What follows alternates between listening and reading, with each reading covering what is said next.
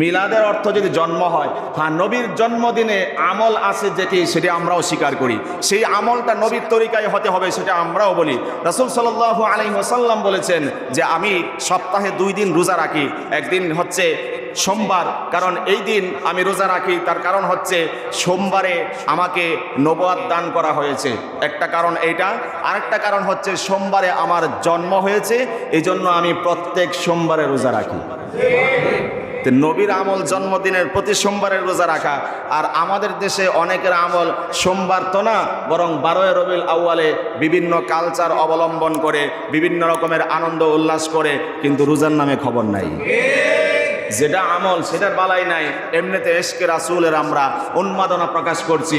আবারও বলছি, আপনি নবীকে ভালোবেসেই এগুলো করছেন, আমরা আপনার সাথে একাত্মতায় পোষণ করছি, নবীকে ভালোবেসেই এমন করছেন। কিন্তু কোন সাহাবী এইভাবে নবীর প্রতি আসক্ত হয়ে ভালোবাসার নজরানা প্রকাশ করেছিল কিনা সেটি আপনাকে ইতিহাস থেকে কোরআন আর সুন্নাহর আলোকে জাস্টিফাই করতে হবে, তারপরে আমল করতে হবে।